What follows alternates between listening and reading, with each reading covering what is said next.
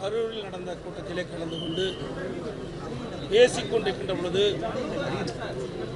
கூட்ட நெரிசல் ஏற்பட்டதாகவும் அதிலே பல பேர் மயங்கி விழுந்து மருத்துவமனைக்கு சேர்க்கப்பட்ட போது அதில் இதுவரை 39 பேர் இறந்துள்ளதாகவும் சுமார் இந்த அரசு மருத்துவமனையிலே 51 பேர் சிகிச்சை பெற்று வருவதாகவும் அதில் 2 பேர் அபாய கட்டத்தில் இருப்பதாகவும்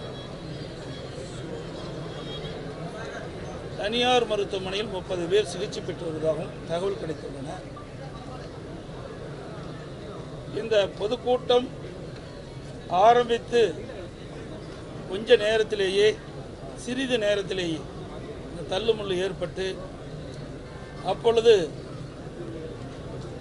எங்களுக்கு ஊடகத்தின் வாயிலாக கிடைக்கப்பட்ட தகவலின் அடிப்படையில் அந்த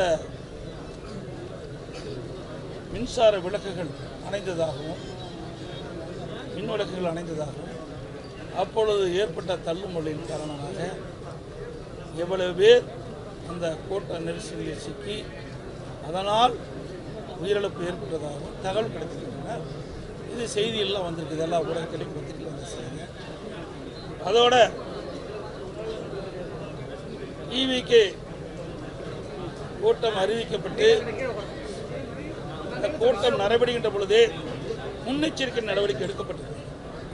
இதற்கு முன்பு இதே கட்சி டிவிகே கட்சி 4 மாவட்டத்தில் அவருடைய தேர்தல் பிரச்சார கூட்டத்தை நடத்தியிருக்கிறார்கள். அந்த 4 கூட்டத்திலும் எப்படி மக்கள் கலந்து கொள்கிறார்கள், எப்படிப்பட்ட நிலைமை என்பதையெல்லாம் ஆய்வு செய்து அதற்கு ஏற்றவாறு முழுமையான பாதுகாப்பு கொடுத்திருக்க வேண்டும் அரசாங்கம், காவல்துறை. அதேபோல அந்த பாதுகாப்பு குறைபாடுகள் இருப்பதாக தொலைக்காட்சியில் பார்க்கின்ற பொழுது தெளிவாக தெரிகிறது. ஏற்கனவே நடந்த மாவட்டத்தில் நடந்த டிவிகே அந்த பிரச்சார கூட்டத்திலும் முழுமையான பாதுகாப்பு வழங்கப்பட்டதாக தெரியவில்லை. இதெல்லாம் தொலைக்காட்சியில் பார்த்துதான் நான் இதை குறிப்பிடுகிறேன்.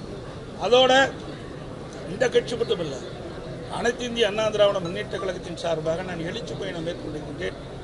அந்த நிகழ்ச்சியில் கூட காவல்துறை எங்களுக்கு முழுமையான பாதுகாப்பு கொடுக்குறேன்.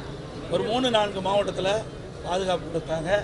மீது எந்த மாவட்டத்திலுமே இந்த பொதுக்கூட்டம் நடைபெறுகின்ற இடத்தில் காவலர்கள் அந்த பொதுமக்களுக்கு அதாவது இப்படி கூட்ட நெரிசல் ஏற்பட்டால் அதை ஒழுங்குபடுத்துகின்ற பணியில் ஈடுபடவில்லை. அதே நேரத்தில் ஆளுங்கட்சியை சேர்ந்தவர்கள் இன்றைக்கு முதலமைச்சரோ துணை முதலமைச்சரோ மற்ற அமைச்சர்களோ எழுது திமுக கட்சி கூட்டம் நடைபெற்ற பொழுது ஆயிரக்கணக்கான காவலர்களை நியமிக்கின்றார்கள். அவர்களுக்கு பாதுகாப்பு. இந்த அரசாங்கம் ஒருதலை பட்சமாக நடக்கின்றது. இதை இந்த கட்சி அந்த கட்சி என்று பார்க்கக்கூடாது. ஆளுங்கட்சி எதிர்கட்சி என்று பாராமல் நடுநிலையோடு இந்த அரசாங்கம் செயல்பட வேண்டும். காவல்துறை நடுநிலையோடு செயல்பட வேண்டும். இன்றைக்கு அனைத்து இந்திய அண்ணா திராவிட முன்னேற்ற கழகம் ஆட்சி இருக்கின்ற பொழுது பல்லாயிரக்கணக்கான போராட்டங்கள் நடந்தது. அத்தனை போராட்டங்கள் அனுமதி கொடுத்தோம், முழுமையான பாதுகாப்பு கொடுத்தோம். இப்படிப்பட்ட நிகழ்வுகள் எங்களுடைய ஆட்சியை நடைபெறவில்லை. ஆனால் திராவிட முன்னேற்ற கழகம் ஆட்சிக்கு வந்த பிறகு கூட்டம் நடத்துவதே பெரிய சிரமம். நீதிமன்றத்திற்கு சென்றுதான் அந்த நீதிமன்றத்தின் மூலமாக அனுமதி பெற்றுதான் கூட்டம் நடத்த வேண்டிய சூழ்நிலை இருக்கின்றது. அப்படி கூட்டம் நடத்துகின்ற சூழ்நிலை இருக்கின்ற பொழுதும் நீதிமன்றம் முறையாக பாதுகாப்பு வழங்க வேண்டும் என்று உத்தரவு பிறப்பிக்கப்பட்டால் கூட இந்த அரசு காவல்துறைகள் எதிர்க்கட்சி என்ற பார்வையில் முழுமையான பாதுகாப்பு கொடுப்பதில்லை. இந்த முழுமையான பாதுகாப்பு கொடுக்கப்பட்டிருந்தால் இந்த தள்ளுமுள்ளுகளை சரி செய்திருக்கலாம், இந்த உயிரிழப்பை தவிர்த்திருக்கலாம். அதோடு ஒரு அரசியல் கட்சி தலைவரும் அதை கூர்ந்து கவனிக்க வேண்டும். இன்னைக்கு 4 மாவட்டத்தில் அவர் சுற்றுப்பயணம் செய்திருக்கிறார். 6 மாவட்டத்தில் சுற்றுப்பயணம் செய்கின்ற பொழுது ஒவ்வொரு மாவட்டத்திலும் எப்படி இருக்கின்றன, அதில் என்னென்ன குறைபாடுகள் இருக்கின்றன, அந்த குறைபாடு எப்படி சரி செய்ய வேண்டும் என்று அவர்களும் அந்த ஆலோசனை பெற்று அதற்கு ஏற்றவாறு அவர்களும் முன்னேற்பாடோடு அந்த கூட்டத்தை நடத்த வேண்டும். ஏன்னால் எல்லாமே விலை மதிக்க முடியாத உயிர்கள். ஒரு அரசியல் கட்சி கூட்டம் நடத்த என்று சொன்னால் அந்த கட்சியுடைய பாதுகாப்பை நம்பி அரசாங்கத்தை நம்பி காவல்துறை நம்பித்தான் பொதுமக்கள் அந்த பொதுக்கூட்டத்தில் கலந்து கொள்கின்றார்கள். அரசாங்கமும் காவல்துறையும் பொதுக்கூட்டத்தில் நடைபெறுவதற்கு பாதுகாப்பு வழங்க வேண்டும். அதேபோல் அரசியல் கட்சி தலைவர்களும் அங்கே குழுவிட கூட்டத்திற்கு ஏற்றவாறு தாங்கள் நடந்து கொள்ள வேண்டும். ஆகவே காலையிலே இன்றைக்கு ஒரு நேரத்தை குறிப்பிடுகிறார்கள். அந்த நேரத்திலே வந்து பொதுக்கூட்டம் நடத்துவதில்லை. பல மணி நேரம் கழித்து வந்து பொதுக்கூட்டம் நடக்கிற பொழுது அதில் சில பிரச்சனைகள் ஏற்படுகின்றன. இதையெல்லாம் தவிர்த்து கொள்ள வேண்டும். இது நான் யாரையும் குற்றம் சொல்லி இந்த நேரத்தில் குற்றம் சொல்வது பொருத்தமாக இருக்காது. விலை மதிக்க முடியாது. நாம் உயிரை இழந்திருக்கின்றோம். இதுவரை தமிழகம் மட்டுமல்ல, இந்தியாவிலேயே ஒரு அரசியல் கட்சி நடத்துகின்ற பொதுக்கூட்டத்தில் இவ்வளவு உயிரிழப்பு ஏற்பட்டது. இன்றைக்கு தமிழகத்தில் நம்முடைய சகோதர சகோதரிகள் இன்றைக்கு விலை மதிக்க முடியாத உயிரை நாம் இழந்திருக்கின்ற நேரத்தில் மிகுந்த அதிர்ச்சியும் வேதனையும் வருகிறது. இந்த கட்சி அந்த கட்சி என்றெல்லாம் பார்க்கிறோம். பொதுமக்கள் என்ற கண்ணோட்டத்தை நாங்கள் பார்க்கிறோம். ஆகவே இது மிகுந்த வேதனையோடு இந்த கருத்தை நான் தெரிவிக்கின்றேன். ஆகவே இன்று அரசியல் கட்சி தலைவர்கள் இன்றைக்கு எதையும் சிந்திக்கிறார். அனைத்து இந்திய அண்ணா திராவிட முன்னேற்ற அல்லது பல்வேறு கட்சிகள் தமிழகத்தில் இருக்கிறது. அவர்களும் பல பொதுக்கூட்டங்களை நடத்தியிருக்கின்றார்கள். அனுபவம் இருக்கின்றது. அந்த இடத்துல எவ்வளவு கூட்டம் வரும், ஒரு மாவட்டத்தில் எவ்வளவு கூட்டம் வரும், ஒரு தொகுதியில் எவ்வளவு கூட்டம் வரும், அந்த கூட்டத்தை எப்படி சமாளிப்பது, எப்படி ஒழுங்குபடுத்துவது என்பதெல்லாம் அவர்களுக்கு ஓரளவு அனுபவம் இருக்கின்றது. தமிழகத்தில் இருக்கின்ற அரசு கட்சிகள் ஒரு அனுபவம் இருக்கின்றது. அந்த அடிப்படையிலே பொதுக்கூட்டம் நடக்கின்ற காரணத்தினால் இப்படிப்பட்ட தள்ளுமுடி ஏற்படுகிற பொழுது அதை ஒழுங்குபடுத்திக் கொள்கிறார்கள். அதை மற்றவர்களும் கடைபிடிக்கிறார்கள். சார், உயர்நீதிமன்றம் பல்வேறு வழிகாட்டுதல்கள் சொல்லியிருக்கு. இந்த அரசாங்கம் காவல்துறையும் இதில் முழு கவனம் செலுத்த வேண்டும். மெரினா கடற்கரையில் அங்கே ஏர் ஷோ நடந்தது. அதில் சரியான முறையில் பாதுகாப்பு ஏற்பாடு செய்யப்படாத காரணத்தினால சுமார் 5 பேர் இறந்து விட்டாங்க. அங்கேயே அப்படிப்பட்ட சம்பவம் நடைபெறுகின்ற பொழுது இப்படி ஒரு அரசியல் கட்சி தலைவர் ஒரு பொதுக்கூட்டத்தை ஏற்பாடு செய்கின்ற பொழுது ஏற்கனவே 4 மாவட்டத்தில் இந்த பொதுக்கூட்டம் நடைபெற்றிருக்கின்றது. இதெல்லாம் என்னென்ன பிரச்சனை என்பது இன்றைக்கு அரசும் காவல்துறையும் ஆய்வு செய்து அதற்கு தக்கவாறு பாதுகாப்பை வழங்கியிருந்தால் இந்த உயிர் சேதத்தை தடுத்திருக்கிறது. காவல்துறை வந்து ஒழுங்குபடுத்தினா எங்க கூட்டத்துக்கு, எங்க கட்சிக்கு வரக்கூடிய அந்த கூட்டத்துக்கு வரக்கூடிய தொண்டர்களை அவங்க வந்து விரட்டி அடிக்கிறாங்க அப்படின்ற ஒரு குற்றச்சாட்டை அவங்க தலைவர்கள் முன்வைக்கிறாங்களே. இதெல்லாம் நீங்க சொல்ற நீங்க கேட்கிற கேள்வி. இது வந்து நாங்களும் பொன்முலா கண்ட கட்சி, 32 காலம் ஆட்சி செய்த கட்சி, இப்படி எங்கேயுமே இப்படி தடை செஞ்சது கிடையாது. ஆக வேண்டுமென்றே திட்டமிட்ட ஆளுங்கட்சிக்கு ஒரு நீதி, எதிர்கட்சிக்கு ஒரு நீதியாக இருக்கக்கூடாது. ஆளுங்கட்சியுடைய முதலமைச்சர் வருகின்ற பொழுது கூட்டமே இல்லாத இடத்துல கூட ஆயிரக்கணக்கான காவலர்களை நிறுத்தி பாதுகாப்பு கொடுக்குறாங்க. அதனால் குறை சொல்ல, இருந்தாலும் அவர்களுக்கு எப்படி பாதுகாப்பு கொடுக்கிறார்களோ அதே போல இன்றைக்கு நாட்டு மக்களுக்கும் பாதுகாப்பை வழங்குவது அரசுடைய கடமை, முதலமைச்சருடைய கடமை, காவல்துறை கடமை. அந்த கடமையில் இருந்து அவர்கள் தவறிவிட்டார்கள். அதனால் இந்த உயிரிழப்பு ஏற்பட்டது. ஒரு நபர் கமிச்சு அமைச்சிருக்கிறாங்க. இவ்வளவு வேகமா துரிதமா இந்த ஒரு நபர் கமிஷன் அமைப்பதில் என்ன நோக்கம்னு எனக்கு தெரியல, அமைச்சிருக்கிறாங்க. இப்போ நான் வந்து நேற்றைய தினம் சென்னைக்கு போயிருந்தேன். இரவு தான் 2 மணிக்கு தான் வீடு போயிருந்தேன். காலையில் எழுந்தவுடனே தான் வந்தேன். உங்கள் தொலைக்காட்சியில் பார்க்கின்ற செய்தி வச்சு தான் இந்த பேட்டியை நான் கொடுத்துட்டு இருக்கிறேன். அது மட்டும் இல்லை, நான் வருகின்ற பொழுது கிடைக்கப்பட்ட தகவல் விஜய் அவர்கள் அந்த கூட்டத்தில் பேசிட்டு இருக்கும்போது இடையில் ஆம்புலன்ஸ் வருது. அப்போ அவருடைய ஒரு கொடி பேரை சொல்லி இந்த கொடி கட்டிட்டு இவ்வளோ ஆம்புலன்ஸ் எதுக்கு வருதுன்னு கேட்குறாங்க. இதையெல்லாம் மிகப்பெரிய சந்தேகத்தை எழுப்புகிறது. ஆக மயங்கி விழுதுன்னு அவர்களுக்கு எப்படி ஆம்புலன்ஸுக்காரங்க தெரியும்? கூட்டம் நடத்துகிறாங்க, மேலே இருக்கிறாங்க, மேலே ஏறி பார்த்தீங்கன்னா எல்லாமே தெரியும். நானும் கூட்டத்தில் போய் 163 தொகுதிக்கு போயிட்டு வந்திருக்கிறேன். மேலே இருந்து பார்த்தா எல்லாமே தெரியும். அப்படி முன்கூட்டியே பல ஆம்புலன்ஸு விரைந்து சைலண்ட் ஒளியில் வந்துக்கிட்டு இருக்கும்போது அவர் சொல்கிறார், எதுக்கு இந்த ஆம்புலன்ஸ் வருதுன்னு அவர் அந்த கூட்டத்திலேயே பேசுறது தொலைக்காட்சியில் பார்த்தார். இதெல்லாம் ஒரு முழுமையாக விசாரிக்கப்பட வேண்டும் என்பதுதான். 10,000 பேர் கலந்துக்குவாங்க சொன்னாங்க. 27,000 பேர் கலந்துட்டாங்கன்னு சொல்லி போலீசார் வந்து விளக்கம் கொடுத்திருக்காங்க.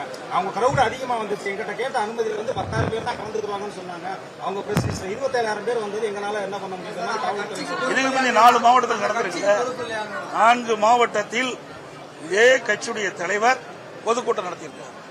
அந்த பொதுக்கூட்டத்தில் எவ்வளவு பேர் வந்து கலந்துட்டாங்க, எவ்வளவு பேர் எழுதி கொடுத்தான்னு இந்த காவல்துறைக்கு தெரியாதா, இந்த அரசாங்கத்துக்கு தெரியாதா? ஆகவே அவருடைய கடமையிலிருந்து தட்டி கலப்பதற்காக இந்த அறிவிப்பை கொடுத்திருப்பதை நான் கருதுகிறேன். சார், இந்த நிகழ்வுக்கு பொறுப்பேற்று விஜய் மீது நடவடிக்கை எடுக்கப்படுமா? இதையெல்லாம் நீங்க கேட்கிற கேள்வி எல்லாம் வந்து ஒரு கற்பனையான கேள்வியை தான் நான் பார்க்கிறேன். நடவடிக்கை எடுப்பாங்களா, எடுக்க மாட்டாங்களா?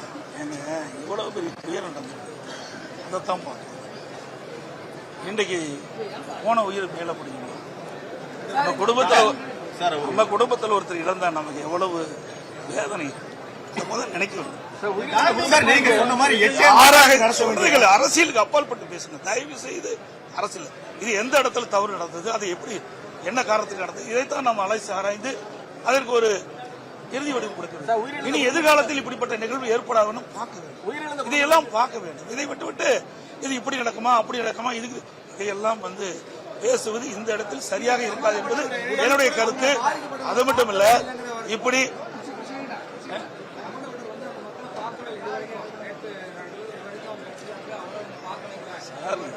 நான் சொல்றேனே, மதிப்பு பிடிக்காத விலை மதிக்க முடியாத உயிரை இழந்து இருக்கிறோம்.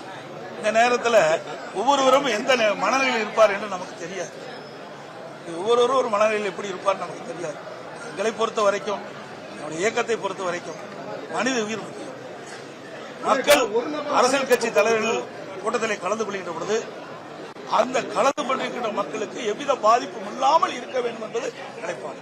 இனி எதிர்காலத்தில் இப்படிப்பட்ட நிகழ்வு ஏற்படக்கூடாது. அதைத்தான் நான் இன்னைக்கு சொல்லிட்டு இருக்கிறேன். நடந்த நிகழ்வு வந்து மிக மிக ஒரு கொடூரமான நிகழ்வாத்தான் நான் பார்க்கிறேன். மிக மிக வேதனையான ஒரு அதிர்ச்சியான நிகழ்வாத்தான் பார்க்கிறேன். இன்றைக்கு நான் ஏற்கனவே குறிப்பிட்டதை போல இன்றைக்கு இதுவரை தமிழகத்திலும் சரி இந்தியாவிலும் சரி ஒரு அரசியல் கட்சி பொதுக்கூட்டத்தில் இவ்வளவு பேர் இறந்ததாக தெரியவில்லை, எனக்கு தெரிந்தவரை தெரியவில்லை. ஆக இது இவ்வளவு பேர் 39 பேர் இறந்திருக்கார் என்று சொன்னால் சாதாரணமாக எடுத்துக்கொள்ள முடியாது.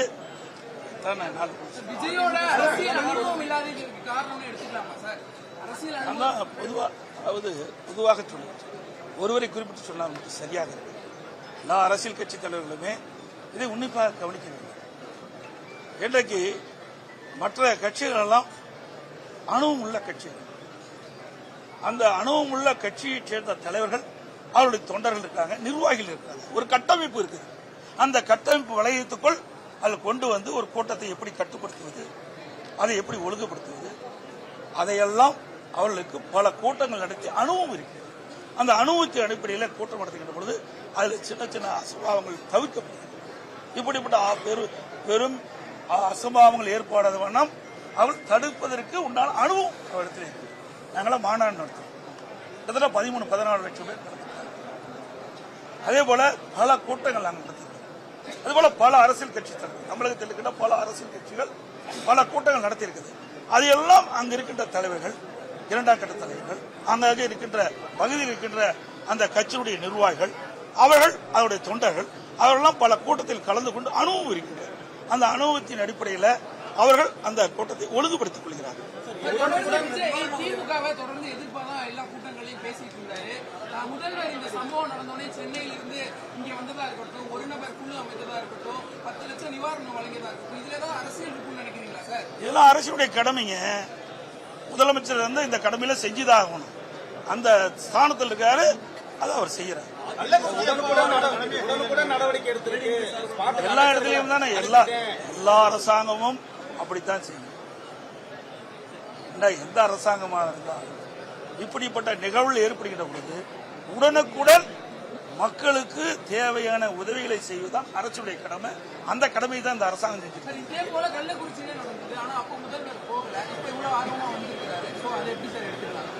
அது வேற, இது வேற. இதை ரெண்டையும் பிரிச்சுப்பாங்க. இது அரசியல் சம்பந்தப்பட்ட அரசியல் கட்சி, அது வந்து தனிப்பட்ட முறையில் வந்து அதையுமே அரசாங்கம் செய்த தவறை காரணத்தில் தான் 68 பேர் உயிரிழந்திருக்கிறாங்க.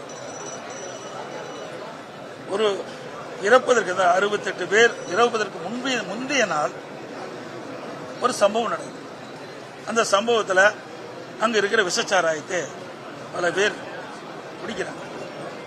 குடிச்சு மருத்துவமனையில் சேர்க்கப்பட்டவுடன் அவர்கள் இறக்கின்ற நிலை ஏற்படும்.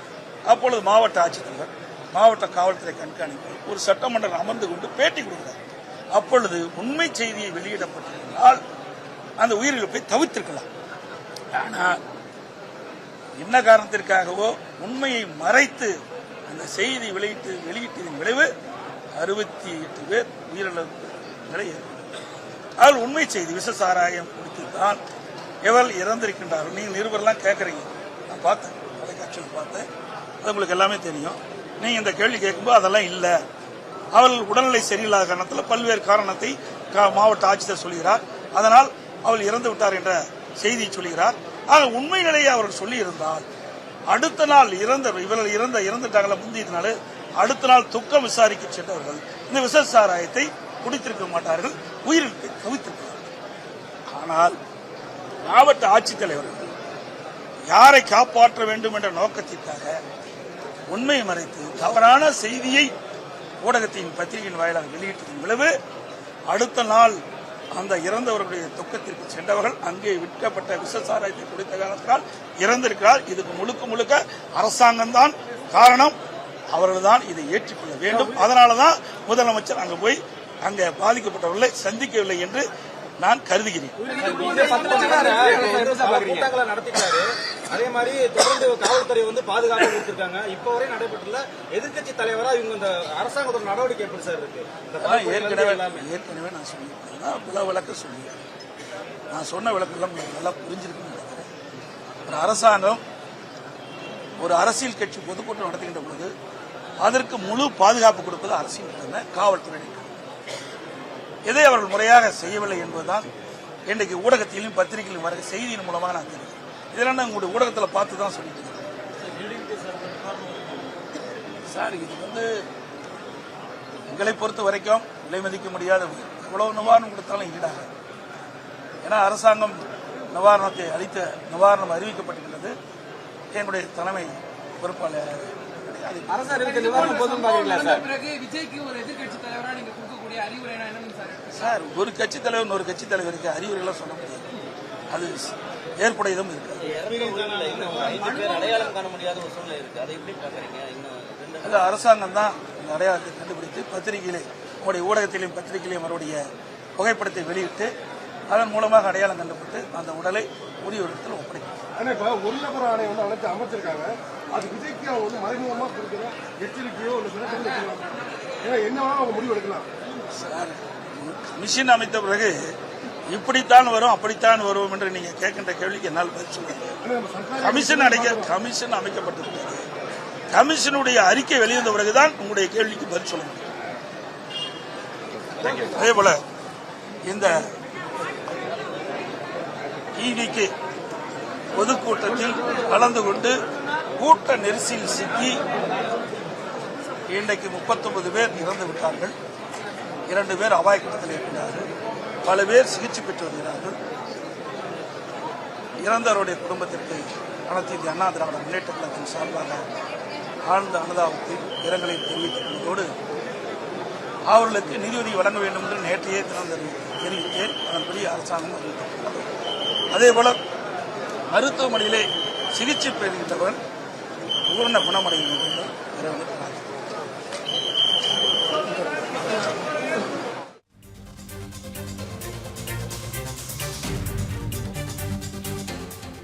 கரூரில் செய்தியாளர்களை சந்தித்த எதிர்க்கட்சித் தலைவர் எடப்பாடி பழனிசாமி பல்வேறு முக்கியமான குற்றச்சாட்டுகளை முன்வைத்திருக்கிறார். விஜய் பேசி கொண்டிருந்த போதே ஆம்புலன்ஸ்கள் வரிசையாக வந்தது சந்தேகத்தை ஏற்படுத்துவதாக அவர் கூறியிருக்கிறார். அதே போல ஆளுங்கட்சியின் நிகழ்ச்சிகளுக்கு காவல்துறை கூடுதல் பாதுகாப்பை வழங்குகிறது, ஆனால் எதிர்க்கட்சிகள் நடத்தும் கூட்டங்களோ போராட்டங்களோ நிகழ்ச்சிகளோ எதற்கும் தகுந்த உரிய பாதுகாப்பை வழங்கவில்லை, நீதிமன்றத்துக்கு சென்றுதான் அனுமதி வாங்க வேண்டியிருக்கிறது, ஆளுங்கட்சிக்கு ஒரு நீதி, எதிர்க்கட்சிக்கு ஒரு நீதி என்கிற முறையைத்தான் தமிழக அரசு, திமுக அரசு கடைபிடிக்கிறது. இது ஏற்புடையதல்ல என்று அவர் கூறியிருக்கிறார்.